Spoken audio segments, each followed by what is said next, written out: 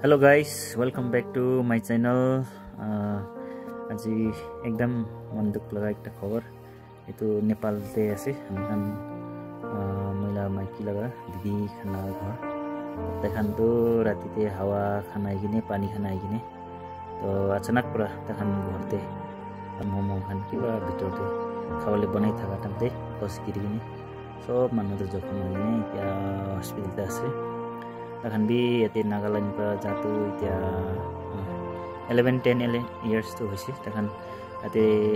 नेपाल ते केराबारी को जगह ते थाकी আছে तो ताई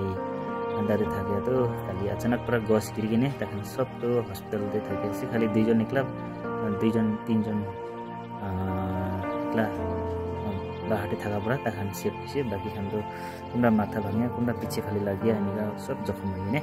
थाकी আছে तो आपनि खान भी तखन करने तखन भी यते नागाल्यान्ड पर तखन विश्वास होइने जहाँ আছে तो आपनि खान विश्वास मानुखान तखन करने प्रार्थना करिदै हैन त्यो शेयर गर्नु तखन भिडियो भी हालि देखि सक्नु अनि भी यते बताउनु पर्यो प्रार्थना यो हामी देखि हैन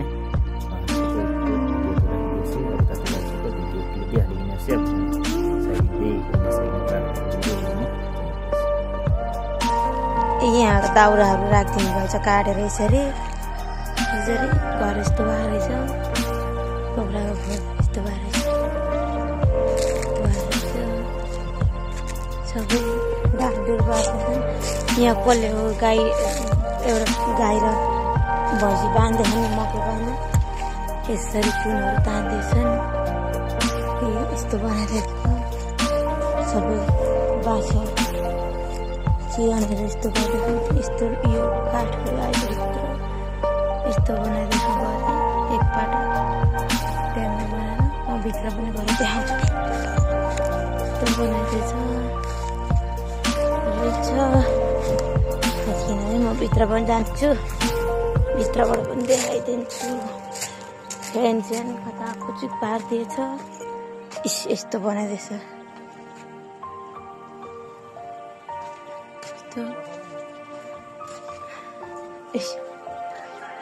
टुटा फुटेर यस्तो गरेर नानीको तल गाडीहरू केही पनि भएको छैन